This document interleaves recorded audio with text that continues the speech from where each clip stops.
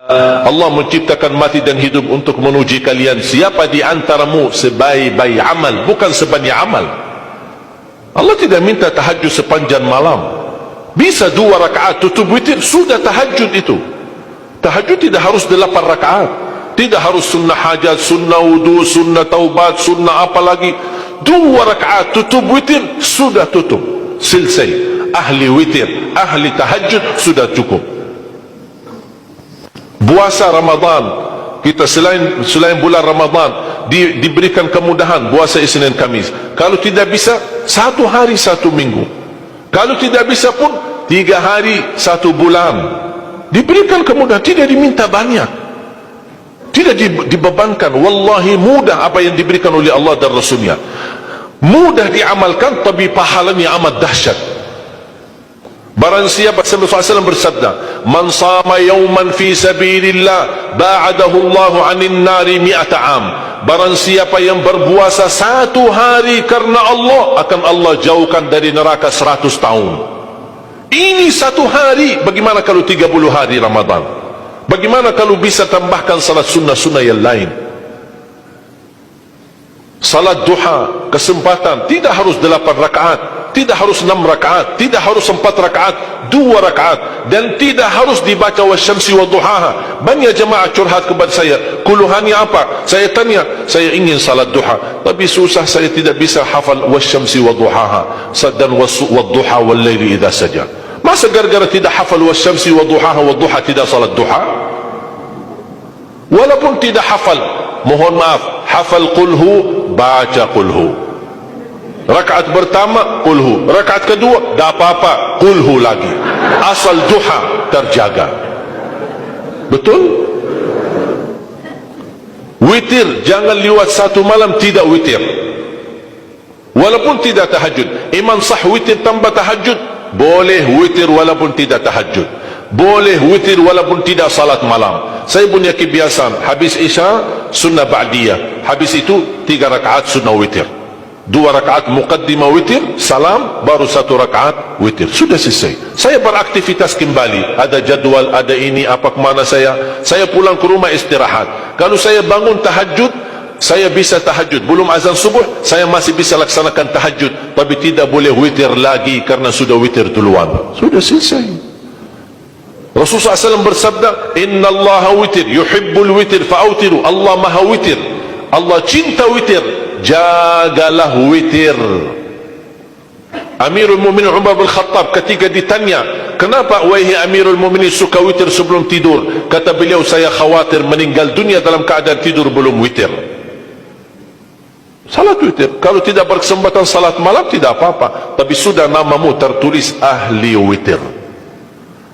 Kalau bapak-bapak, ibu-ibu yang sudah biasa bangun tengah malam, suka bangun tahajud, sudah terbiasa, tak apa-apa, boleh witir belakangan.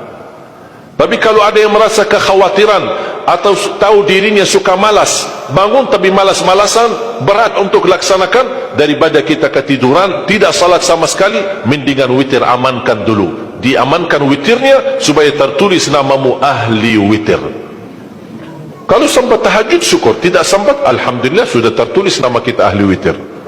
Termasuk baca Quran, sedekah subuh, termasuk amalan yang sangat mudah tapi sangat terbaik dan agung manfaatnya, bahkan dahsyat balasan Allah.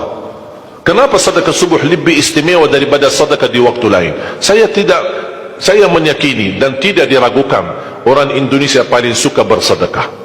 Setiap majlis ta'lim, setiap ada acara kegiatan majlis ta'lim atau kota amal di waktu Jumat, dimanapun ada orang Indonesia pasti suka bersedekah, beramal saleh, mengisi kota amal.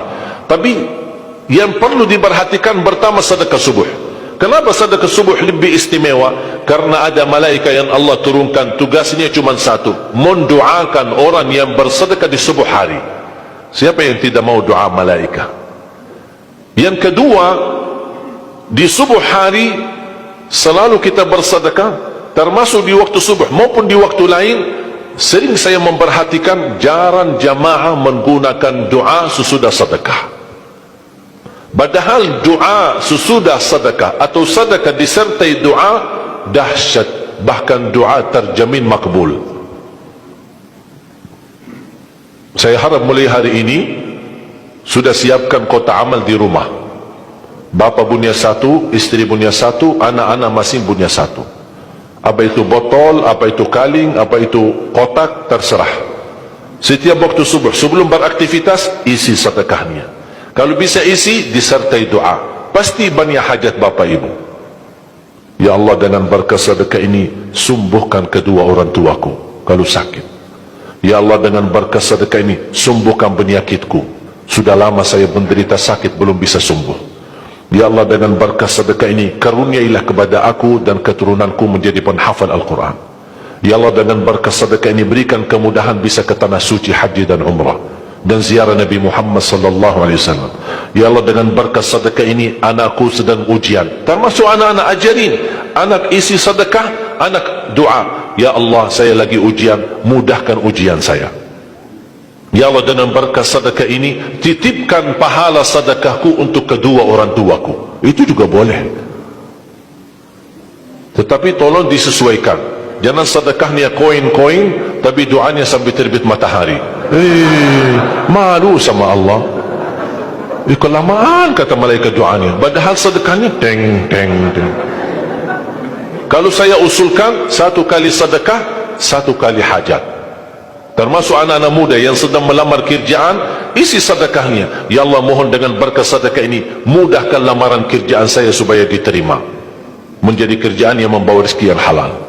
Termasuk jodoh, termasuk keluarga yang sudah lama menikah belum punya keturunan. Saya punya teman 17 tahun tidak punya keturunan. Dia menggunakan sedekah subuh sama istighfar, alhamdulillah 6 bulan kemudian beliau telefon saya, istrinya hamil.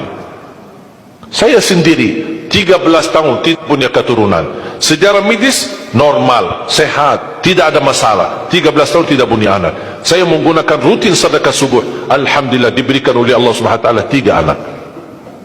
Kalau istri baru 1. Dahsyat manfaatnya sedekah subuh untuk hajat kita. Kapan saja Bapak Ibu bersedekah, jangankan hanya sedekah subuh. Kalau bisa sedekah subuh menjadi amal ibadah yang tetap. Selain sedekah subuh, kalau anda gunakan sedekah dimanapun, termasuk di hari Jumat, isi kotak amal, jangan lupa disertai doa. Sebutkan hajatmu. Siap?